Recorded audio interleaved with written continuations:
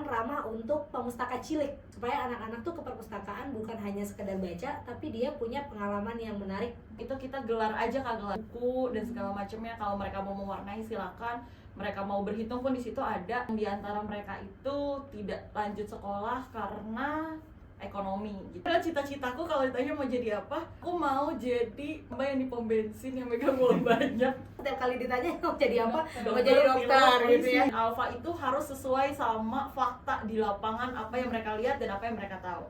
Emang ada ya? Kan relate kan sama akses-aksesnya. Biasanya kalau kita mau nyari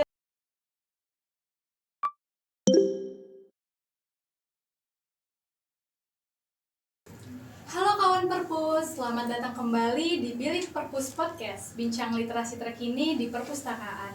Kembali lagi dengan saya Luce, dan di episode sebelumnya kita sudah membahas terkait pengalaman dan pandangan ke perpustakaan dari dua generasi yang berbeda, dan mereka masing-masing memiliki cerita dan pengalaman yang unik. Nah, sekarang kita masuk ke topik yang lagi rame nih Kak diperbincangkan. Menurut data dari PISA, Indonesia itu masuk ke dalam 10 besar negara dengan tingkat literasi yang rendah. Mungkin dari Kak Tuti sendiri gimana pendapatnya terkait pandangan Indonesia itu malas membaca? Oke, kalau menurut aku pernyataan bahwa orang-orang Indonesia malas membaca ini adalah pernyataan yang hitam putih Kak. Belum jadi pernyataan yang saklek. Meskipun menurut PISA memang tingkat literasi Indonesia itu masih di bawah rata-rata, tapi pada kenyataannya Perpusnas sendiri menyatakan bahwa TGM Indonesia itu makin meningkat di setiap setahunnya. Bahkan kemarin juga di DKI Jakarta baru dilaksanakan perhitungan dan itu meningkat dari tahun sebelumnya. Nah, mungkin kalau misalnya yang aku tahu Indonesia malas membaca, kenapa tidak? Karena sebagai Gen Z, aku merefleksikannya bahwa membaca di sini tidak melulu hanya tentang buku fisik sih Kak. Nah, bisa juga kita lihat dari Gen Z yang baca informasi-informasi digital, baik melalui e-book atau artikel-artikel, jurnal-jurnal, atau sekedar membaca konten-konten edukatif dari Instagram. Itu juga merupakan tindakan atau gerakan membaca sih Kak. Jadi kalau misalnya diklasifikasikan sebagai Indonesia ini malas membaca, menurutku enggak sih Kak, enggak tepat. Nah, kalau dari pandangan Kak Palpi sendiri tentang Indonesia katanya malas membaca, itu gimana? Kalau menurut aku sih enggak ya, karena yang aku sering datangin gitu ya, anak-anak Gen Alpha tuh adalah anak-anak yang diadvokasi untuk suka membaca dan memang mereka terpapar informasi untuk suka membaca. Kadang angka-angka yang tertuang dalam sebuah riset gitu ya, penelitian itu kan juga populasi sampel yang mana juga yang mereka ambil juga kan maksudnya tidak mengeneralisir ya. Yang tadi Tuti bilang tingkat TGM, tingkat kegemaran membaca di DKI Jakarta sendiri saja sudah lebih meningkat ya. Dan kadang ya angka-angka itu ya banyak politisasinya juga kan gitu. Misalnya kayak kalau minat baca masih rendah berarti harus masih banyak bantuan atau program-program yang digaungkan gitu sehingga banyak kerjasama kolaborasi dari donor-donor besar untuk bisa mengkampanyekan hal itu. Tapi kalau menurutku sendiri sebenarnya dari angka tersebut bisa jadi bahan evaluasi juga nih buat kita gitu ya. Kalau aku kan sekarang adalah kaum millennials yang baru memiliki anak, otomatis anakku juga harus bisa punya paparan buku yang jauh lebih banyak daripada aku sendiri, karena memang gak ada ruginya untuk membaca buku. Pengetahuan semua bisa diakses melalui buku gitu ya. Hal-hal yang unik yang gak bisa kita jelasin secara tuturan bisa dijelaskan melalui buku. Dan sekarang buku-bukunya udah banyak banget ya, buku-buku bergambar udah bisa diakses. Buku-buku ensiklopedi dulu mungkin terkesannya berat ya, tapi ensiklopedi anak tuh sekarang banyak yang lucu-lucu gitu ya, yang bisa kita kasih tahu ke anak kita. Jadi angka itu sebenarnya bukan menjadi patokan untuk membuat kita tuh sebagai bangsa ya, kok bangsa Indonesia begini ya, kok ironis sekali ya. Tapi angka itu bisa menjadi patuan untuk menjadi motivasi kita membangun generasi selanjutnya supaya menjadi generasi yang suka baca, generasi yang melek pengetahuan lebih literat daripada kita, generasi yang tidak merasa bahwa dirinya tuh selalu tertinggal dari bangsa lain gitu ya. Nah, itu yang harus kita tumbuhkan sih, lebih dari sekedar kita menangisi angka dari PISA itu, tapi kita harus tahu gimana caranya supaya kita membangun generasi yang suka baca dengan baca yang kebermaknaan dari hasil PISA yang harus kita lawan gitu sih Kak. Dijadiin kayak motivasi gitu ya Kak, biar jadi tingkat literasinya makin tinggi gitu. Iya, dan kita tidak tertinggal sebagai bangsa yang merasa bahwa oke, tingkat literasi kita rendah, oke, berarti kita tertinggal dengan bangsa lain. Enggak kok, enggak kayak gitu. Kita masih bisa mengakses dan kita masih bisa untuk memperbaiki itu semua. Apalagi kan sebenarnya di Indonesia itu adalah bangsa yang kreatif dengan tuturan-tuturan cerita rakyat tuh yang banyak ya. Nah selama ini kan mungkin cerita rakyat hanya kita dengar secara tuturannya nih. Sekarang kan udah banyak juga program-program pemerintah menulis ulang cerita rakyat gitu ya, membuat cerita rakyat itu jadi buku dan itu bisa dikampanyekan ke generasi berikutnya. Membangun generasi kan memang butuh waktu yang lama ya, long term ya. Mungkin kan itu angka PISA di tahun 2010, 2015 masih seperti itu ya. Kita sih percaya di tahun berikutnya gitu ya akan ada peningkatan literasi dari sisi di Indonesia itu sendiri. Profesi Kak Palpi dan Kak Tuti juga kan sekarang nggak jauh dari dunia literasi ya Kak, mendongeng. Nah, menurut pengalaman Kak Palpi dan Kak Tuti sendiri ketika mendongeng di lapangan, baik di perpustakaan maupun di taman-taman seperti itu, masih tinggi nggak sih Kak tingkat antusias anak-anak gitu untuk mendengarkan dongeng-dongeng zaman sekarang?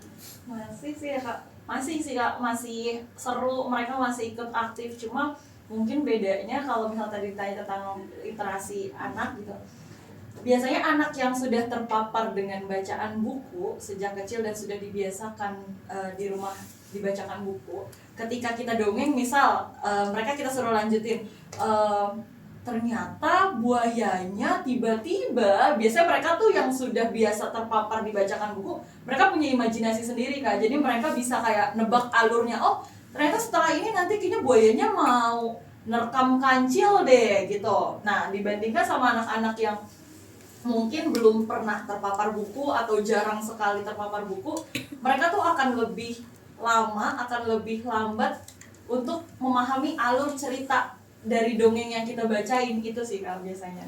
Gitu. Kalau dari Kak Palpi sendiri gimana caranya untuk bisa mempertahankan fokusnya anak-anak biar dengar cerita? Kita harus tahu dulu sih, kita harus tahu dulu karakteristik anak usia berapa yang kita dongengin gitu ya, karena anak usia rendah sama anak usia kelas tinggi itu berbeda. Kalau usia yang kelas rendah itu masih antusias banget sama cerita, masih imajinatif karena memang dia masuk ke dalam tahap imajinasinya lebih tinggi gitu ya. Kalau untuk usia-usia yang SD itu udah kita harus pakai namanya konsep pre-operational konkret. Jadi mereka tuh tahu hal-hal yang lebih konkret, mereka lebih senang. Nah itu yang berbeda dari usia yang mungkin dari 5 sampai 8 tahun, terus di atas 8 tahun tuh dongengnya beda sendiri. Yang aku yakini itu adalah kalau untuk dongeng dan mempertahankan audiens supaya tetap sama dongeng kita tuh kita harus ada yang namanya interactive storytelling. Jadi yang dongeng itu bukan hanya kita si pendongeng, tapi ajak mereka juga masuk ke dunia imajinasinya lewat interaksi-interaksi. Misalnya, kalau ada kisah tentang monyet yang mengambil pisang, kita bisa bentuk interaksi. Misalnya, ayo sama-sama ambil pisangnya ya, sambil teriak dan itu anak-anak bakal ngikutin karena mereka masuk dalam dunia imajinasinya gitu. Namanya interactive storytelling. Dan aku biasanya kalau nyisipin pesan juga jangan langsung nyisipin pesan, misalnya jangan buang sampah sembarangan ya, itu nggak bisa masuk ke dalam anak-anak gitu. Kita pakai interactive storytelling misal seperti ini. Ada hiu yang terjerat tali plastik. Teman-teman, mau nggak ya kita lepasin tali plastiknya hiu? Mau. Biasanya anak-anak tuh jauh lebih suka diajak seperti itu. Kita lepasin sama-sama ya. Kita hitung 1, 2, 3. 1, 2, 3. Terus nanti kita ulang tuh. Biasanya repetisinya tuh paling maksimal adalah 3 kali. Kita ulang 3 kali seperti itu. Terus nanti di akhir kita masuk kasih tahu, bagaimana perasaanmu hiu ketika tali plastiknya lepas? Aku merasa lebih lega, senang sekali, tidak ada sampah di tubuhku, terima kasih ya. Jadi lebih imajinatif yang kita buat. Karena sebenarnya kan dongeng itu adalah sesuatu hal yang bisa kita lakukan untuk mengajari anak tanpa mereka merasa digurui atau didikte. Karena kalau di sekolah mereka udah terpapar dengan banyak pembelajaran yang sifatnya misalnya mungkin banyak paparan gitu. Nah kalau mereka harus dengar dongeng dalam bentuk paparan lagi, itu nggak akan menyenangkan buat mereka. Jadi ada tips khususnya adalah yang satu tadi adalah interactive storytelling. Lalu kalau mau ngisipin pesan pakai repetition pesannya. Lalu kalau mau dongeng sama anak-anak Gen Alpha harus riset dulu dongengnya. Jangan sampai jangan sampai dongengnya itu nggak sesuai sama logika mereka. Misalnya aku mau dongeng tentang dinosaurus, aku harus riset dulu dinosaurus mana yang carnivore, dinosaurus mana yang herbivore. Itu kan berbeda. Jangan sampai misalnya aku dongeng Brontosaurus, aku nggak tahu Brontosaurus itu adalah dinosaurus yang makan tumbuhan, aku samain sama T-Rex. Nanti mereka bilang, emang Brontosaurusnya nggak dimakan sama T-Rex? Kan T-Rex adalah Tyrannosaurus adalah salah satu dinosaurus yang paling kuat, yang kukunya tajam dan lain sebagainya. Jadi harus riset dulu. Itu satu kalau sama anak-anak Gen Alpha tuh banyakin riset dongengnya, sesuaiin sama logika mereka dan sesuai juga dengan perkembangannya mereka, tumbuh kembangnya mereka. Mereka itu bukan anak-anak yang bisa duduk diem tenang itu dalam waktu yang lama, misal 30 menit tuh nggak bisa gitu. Jadi waktu fokus tadi kalau kakak tanya ke Kak Tuti, waktu fokusnya berapa lama sih? Minimal 15 menit. Kalau kita mau jadiin 30 menit berarti harus ada interaksi-interaksi yang kita bangun dalam dongengnya.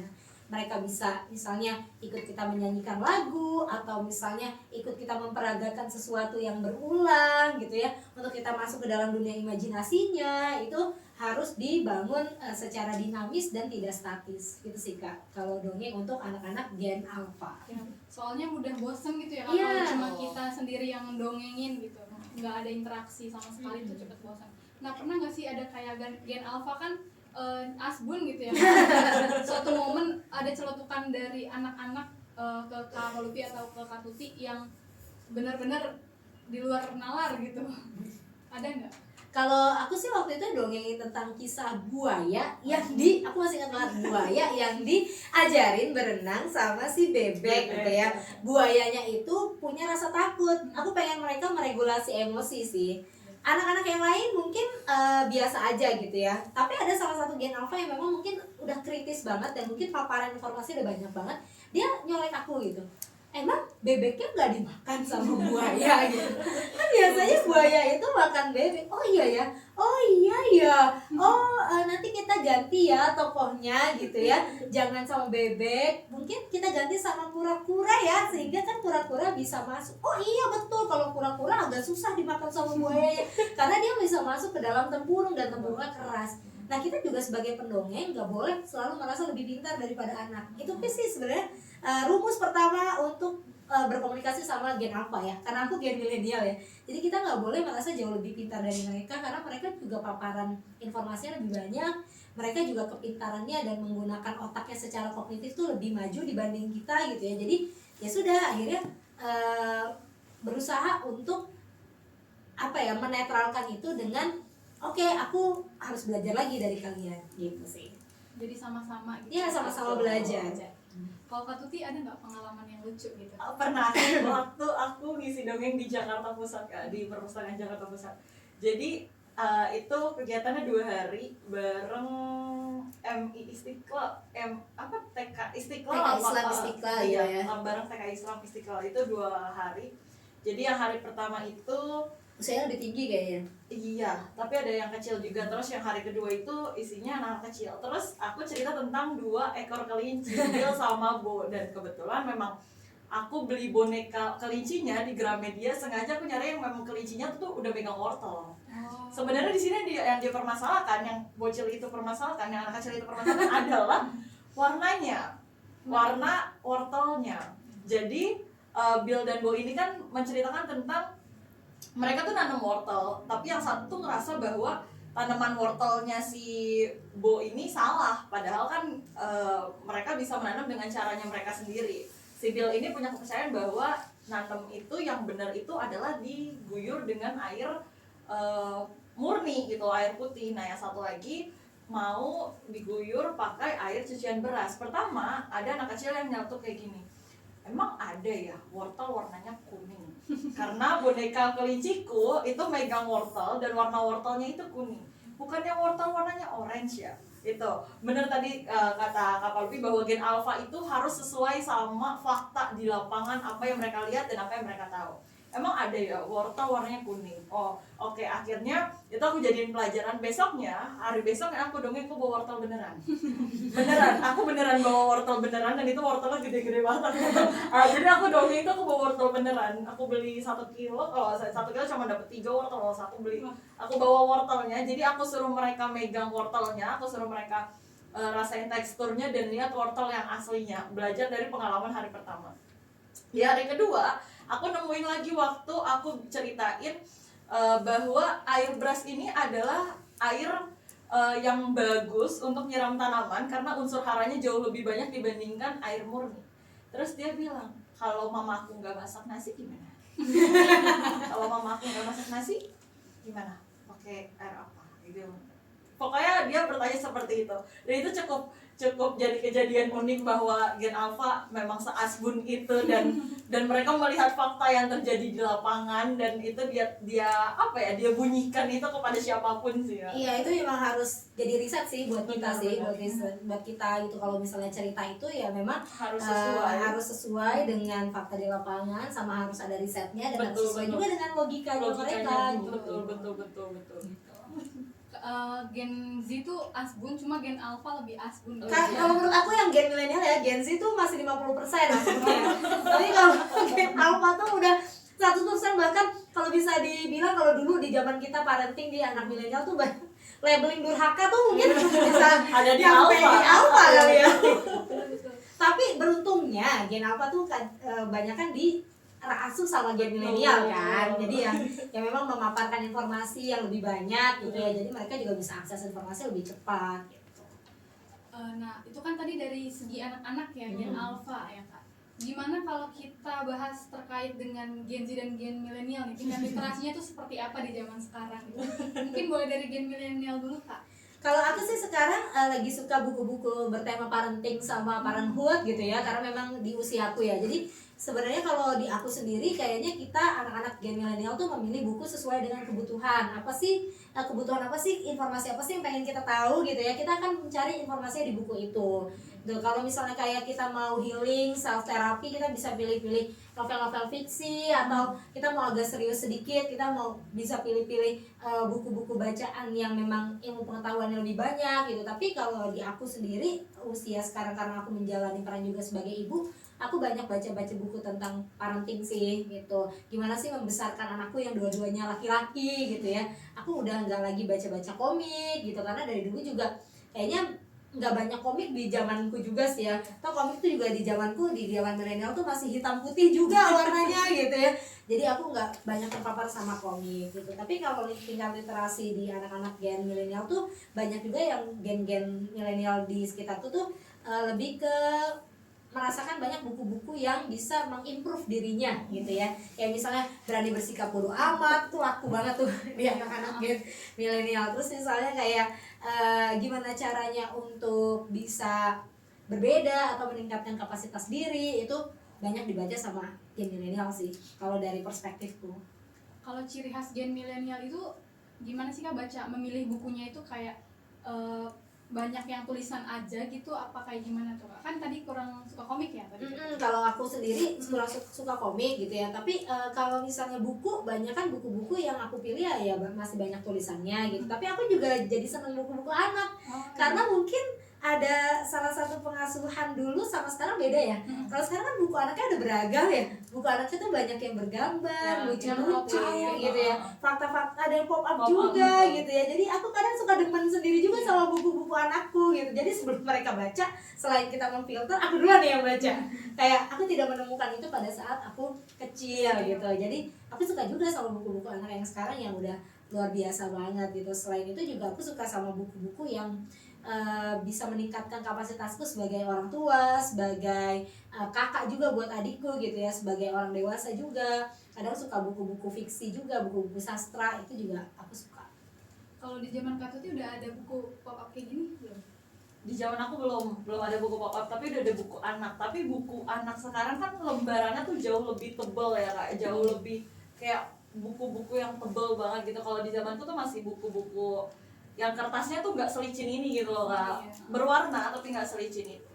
Dan penerbit juga kayaknya banyak riset juga nggak sih, kayak misalnya kebutuhan anak-anak tuh iya, kalau misalnya tuh anak-anak tuh sekarang kan namanya karakteristik anak ya Betul, gitu, betul. suka merobek Sobek-sobek. gitu. Kalau dulu kan kita merobek itu diomelin ya, Diomelin. jangan robekin buku gitu ya. Kalau sekarang bahkan merobek itu kan salah satu sebenarnya kompetensi atau misalnya kemampuan yang harus ada pada diri anak, dia bisa merobek sesuatu, dia bisa meremas sesuatu gitu. Nah itu juga akhirnya diaplikasikan ke buku anak tuh lebih dipilih yang tebal, yang kertasnya tuh nggak mudah robek gitu, nggak mudah basah, ya kayak gitu sih.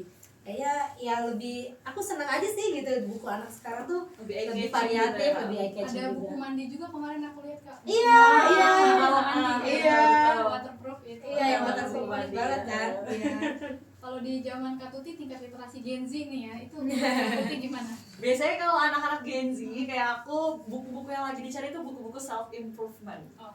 Yang seni memahami diri sendiri ya, kayak gitu, bener nggak? Terus biasanya kalau Gen Z baca buku itu menurut atau mengikuti apa yang temannya baca. Oh iya. Benar. Jadi misal sesimpel aku gue baca Laut Bercerita nih, bagus banget tahu, ceritalah aku ke temanku, emang iya ya kayak gimana ceritanya, begini, barulah mereka besoknya beli buku itu.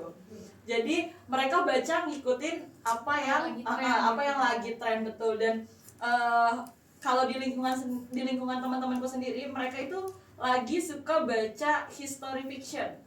Jadi sejarah yang fiksi atau buku-buku sejarah kayak karya Pak Pram, Eyang Pram, itu juga mereka lagi suka. Tapi dominan yang aku lihat kalau teman-teman gue baca pasti yang dicari self improvement atau yang lagi galau-galau. Biasanya tuh gue coba deh baca buku buat ngilangin kegelisahan hati, biasa kayak gitu sih Kak. Makanya Bookstagram juga banyak di era Iya, kalian kan. betul. Bookstagram Jadi banyak kayak yang review buku banyak di Gen Z gitu. Iya, BookTok, Bookstagram gitu, atau silent reading club gitu, banyak yang udah itu kan di era Gen Z. Betul sekali. Aku juga jadi ngikutin karena aku kalau dibilang aku milenial, karena aku 95 ya, milenialsnya juga kemudaan. Tapi untuk masuk ke Gen Z juga jadi ketuaan gitu ya. Secara nggak langsung aku kadang suka bergaul sama Gen Z tuh untuk tahu gitu ya perkembangan mereka seperti apa. Silent reading pun juga oke banget gitu, kita bisa baca tapi sambil diam-diaman tapi baca gitu, sambil nanti diskusiin. Atau kadang buku anak yang kita diskusin ternyata buku anak tuh relate sama keadaan orang dewasa. Aku suka banget buku anak tuh, ada satu buku yang aku lagi suka banget, itu bukunya dari perpustakaan digital Let's Read gitu ya. Itu namanya bukunya judulnya Sampai Mama Menyala.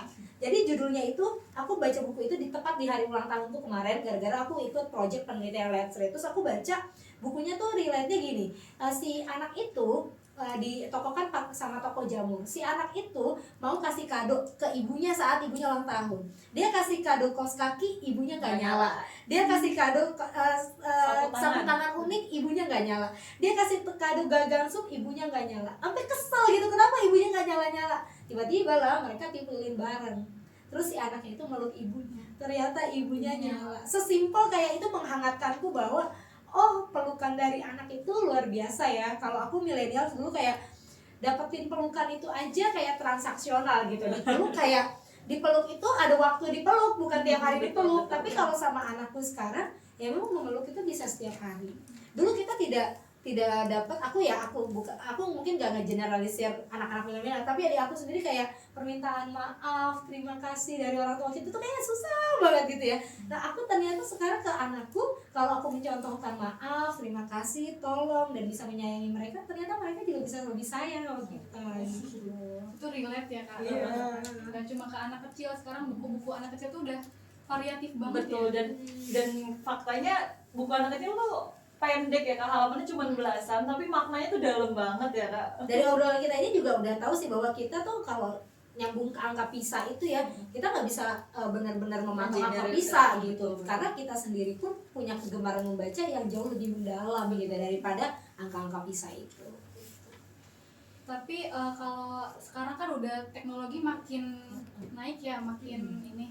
Nah gimana sih caranya biar bisa kayak seimbang gitu kebiasaan membaca anak-anak dan usia dewasa juga, nggak yang harus video pendek itu kan lagi booming ya Kak. Nah itu gimana caranya biar seimbang gitu? aku membatasi anakku untuk tidak nonton video pendek sih, karena memang ada penelitiannya itu adalah kita menimbulkan pop up brain ya, atau brain rot ya, maksudnya kayak kalau anak-anak terbiasa untuk melihat video pendek, maka dia akan menyerap informasinya itu setengah-setengah, tidak menyeluruh dan tidak utuh.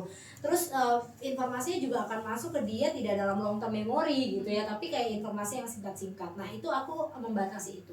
Aku juga membatasi penggunaan gawai buat anakku gitu ya. Gawai dalam arti dia menonton seperti itu.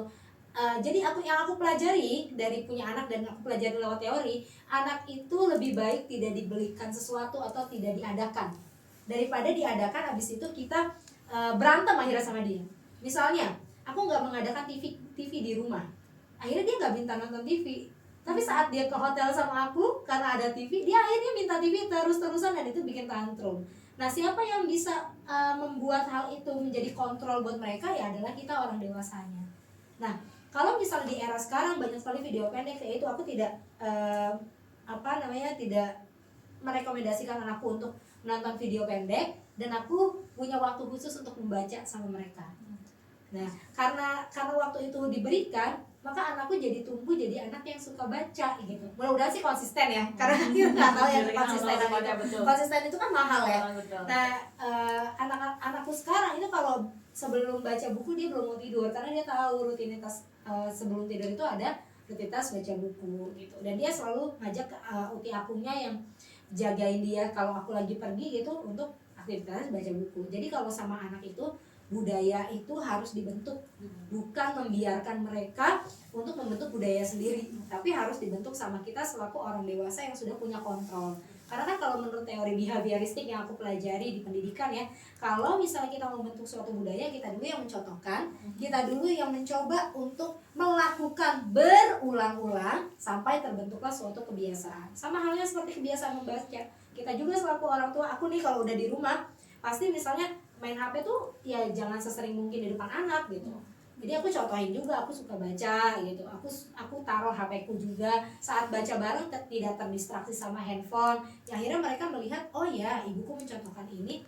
Ya udah, akhirnya aku juga punya loh budaya ini gitu. Menarik sih, ini pelajaran juga ya Kak buat kita nanti yang calon orang tua kayak gitu ya. Gimana cara meningkatkan gitu, menanamkan gemar literasi untuk anak sejak masih kecil gitu. Kalau dari pandangan Kak Tuti sebagai Gen Z nih gimana?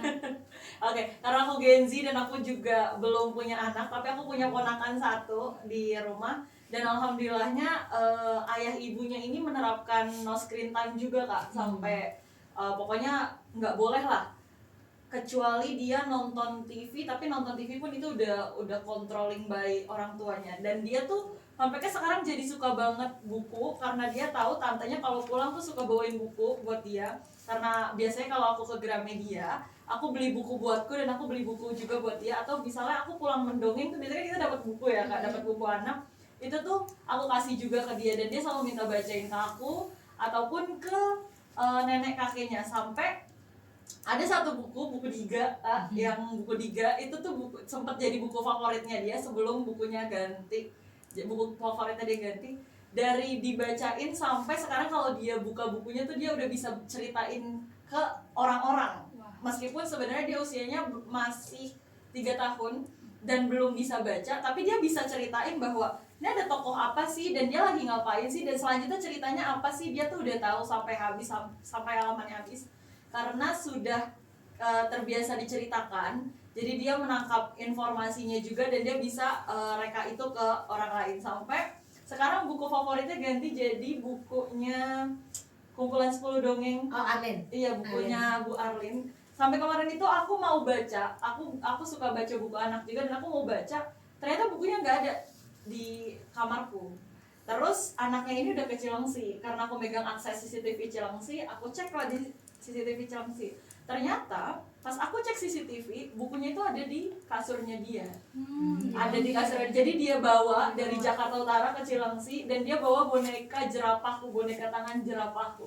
Sampai pas aku video call, kenapa bukunya dibawa? Aku suka buku yang ini tante, aku suka buku cerita monyet. Jadi ada dalam buku itu ada cerita monyet yang menceritakan tentang monyet bawa perintilan gitu, bawa banyak alat dan monyetnya itu merasa bahwa dia paling cantik, dan kalau gue paling cantik nih, kalau saya paling cantik nih, saya bakal punya banyak teman. Padahal enggak, ternyata yang bikin monyet ini banyak teman adalah ketika monyet ini bermanfaat buat yang lainnya. Dan dia tuh suka banget cerita monyet itu, bahkan sampai kemarin di rumah sakit dia sempat dirawat seminggu, buku itu tuh minta dibawain. Jadi dia telepon, "Tan, kamu kalau kesini bawa buku ya." Jadi bener kata Kak Palupi bahwa sebenarnya kita nggak bisa maksain anak buat punya budaya baca kalau kita sendiri tuh nggak pernah baca gitu loh. Karena baby see baby do, apa yang dia lihat ya itu yang dia lakukan. Kalau misalnya monkey see monkey do ya.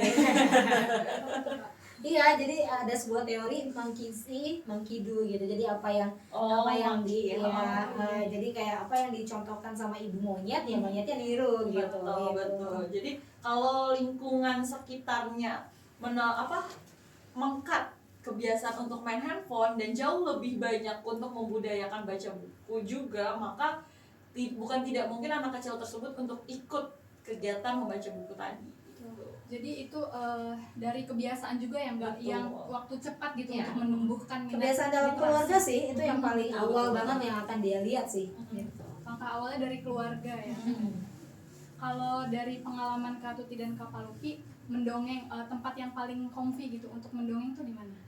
Kalau untuk ke anak-anak skala besar ya itu ada di aula atau di perpustakaan gitu. Tapi kalau untuk skala kecil, anak-anak skala kecil, kita ngobrol berdua itu juga bisa bangun dongeng di kamar gitu ya. Jadi kalau misalnya mendongeng itu jauh lebih tidak bisa digeneralisir kayak mendongeng itu harus di panggung yang besar itu enggak. Setiap orang bisa mendongeng, setiap orang bisa mendongeng ke anaknya gitu ya, kalau mau tidur atau kalau lagi misalnya di mobil jalan gitu ya, atau misalnya kayak misalnya sebelum makan kita mau distraksi mereka belum makan tuh nggak pakai gadget, kita bisa loh sambil dongeng, misalnya kayak dongeng garpu sama sendok, itu bisa juga jadi dongeng kayak misalnya, "Hai, aku mau jadi alat makanmu, kamu harus apa dulu ya sebelum makan." Nah nanti anak-anak bisa feedback tuh, "Oh, aku harus doa dulu sebelum makan, aku harus cuci tangan dulu sebelum makan." Jadi sebenarnya ya medium dongeng itu nggak bisa kita hanya labelnya gitu, dongeng itu harus di tempat yang besar, harus pakai kostum dan lain sebagainya. Aku berbeda lah,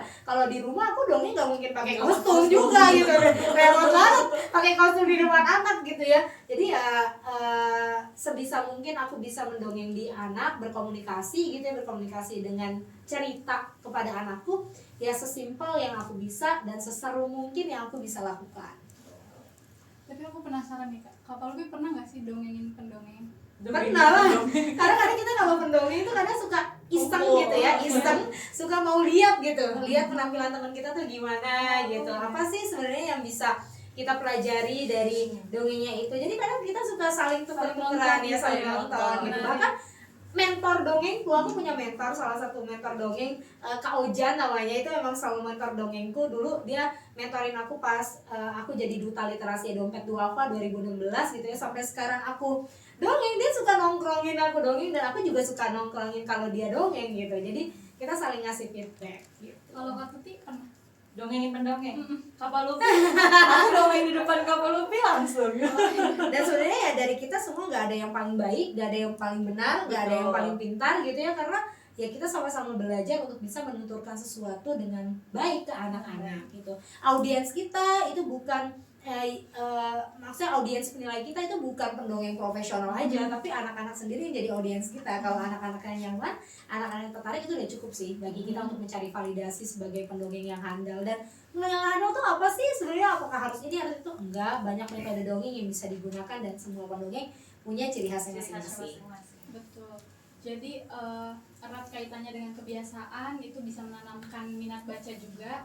Dan mungkin aku terakhir mau minta pendapat dan saran gitu untuk perpustakaan, dimana kita tahu perpustakaan kan nggak jauh juga dari dunia literasi dan tempat atau sarana untuk meningkatkan minat baca. Nah dari Kak Tuti sendiri gimana pesan dan harapan untuk perpustakaan di masa depan supaya kita bisa lebih beradaptasi dengan perkembangan zaman, tapi juga nggak menutup kemungkinan untuk meningkatkan minat baca?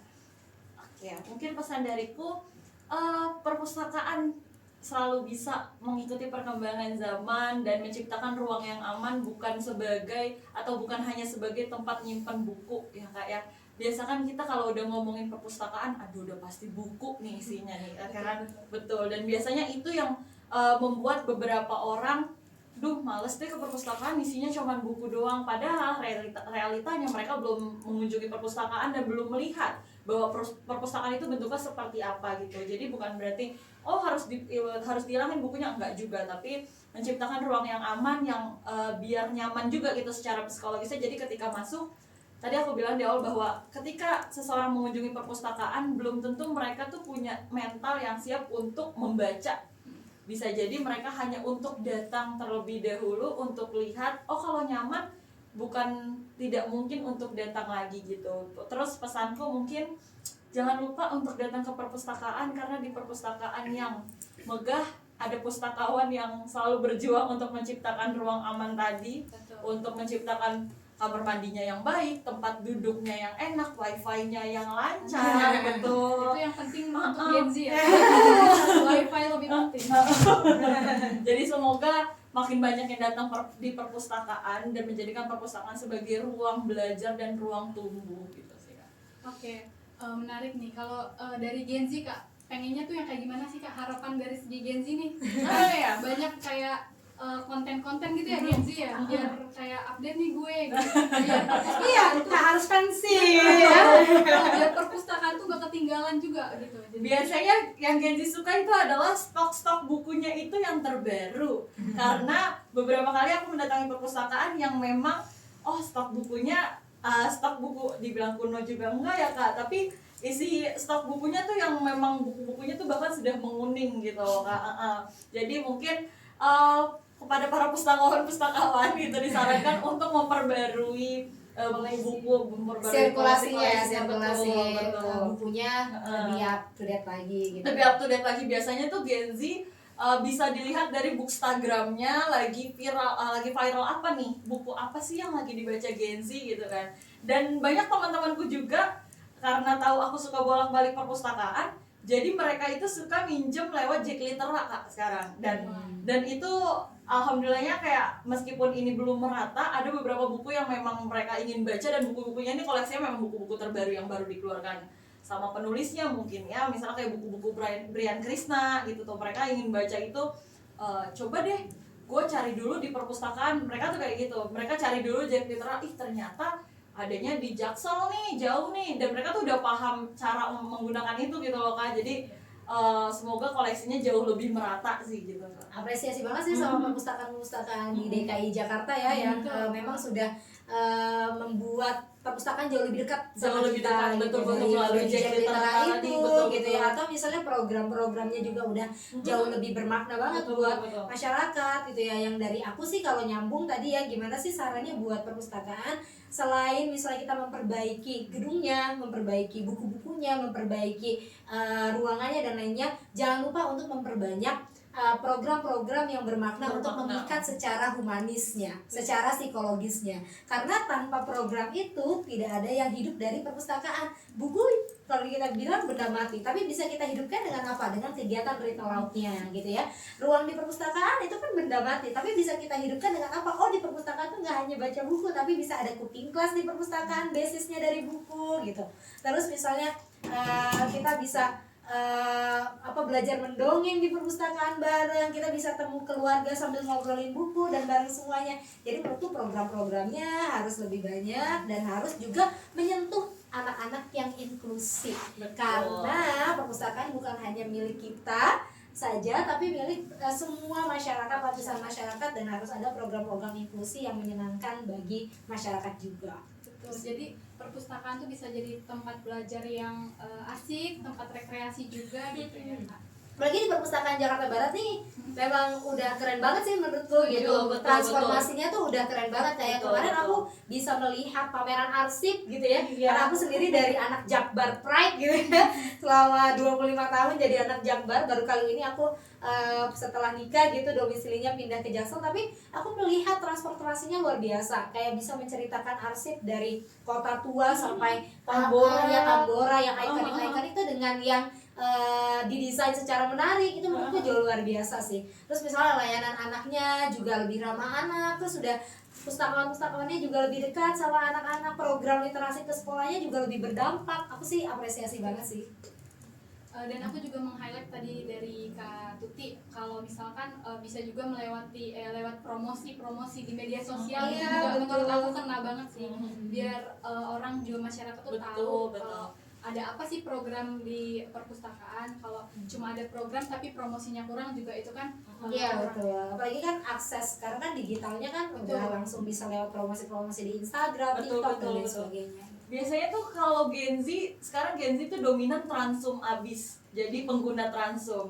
Biasanya gini Kak, kalau dari aku Gen Z, dari sudut pandang Gen Z ya, biasanya temanku ketika mau berkunjung ke perpustakaan yang mereka tanyakan pertama kali itu, deket nggak sama halte busway, deket nggak sama stasiun. Jadi kalau misalnya memang suatu perpustakaan mau banyak dikunjungi, mau banyak dilihat, coba deh saranku sesekali kita bikin misalnya konten bagaimana cara menuju perpustakaan Jakarta Barat. Biasanya kan gitu, betul, aksesnya seperti apa nih, akses mudahnya misalnya nanti kita turun di halte ini, nanti tinggal nyambung ini gitu. Biasanya tuh mereka butuh gampang nggak sih aksesnya, kayak misalnya betul. Jadi nggak mau ribet ya.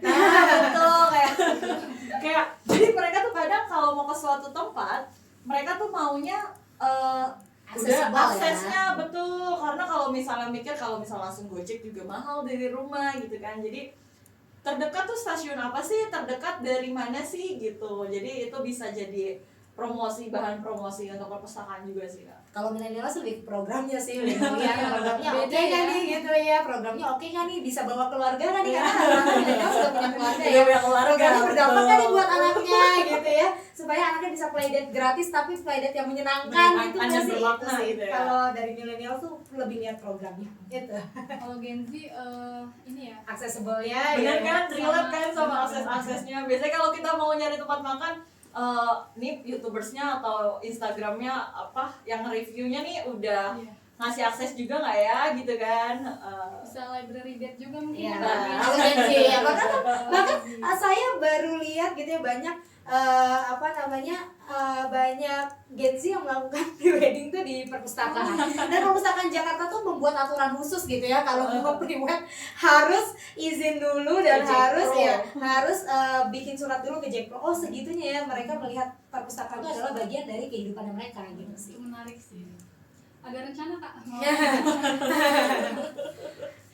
Oke, mungkin cukup sekian aja pembahasan kita pada hari ini. Kita sudah mendengarkan bahwa minat baca masyarakat Indonesia itu sebenarnya nggak bisa dinilai dari angka itu, tapi tetap kita mengusahakan untuk bisa membangun kebiasaan membaca dari sejak dini dan dari keluarga ya. Pertama, paling kunci utama itu dari keluarga. Terima kasih banyak pada Kak Lupi dan Kak Tuti sudah meluangkan waktu dan berbagi pengalaman pada episode podcast pada hari ini. Sampai jumpa di Bilik Perpus Podcast Jakarta Barat, bincang literasi terkini di perpustakaan. See you. See you.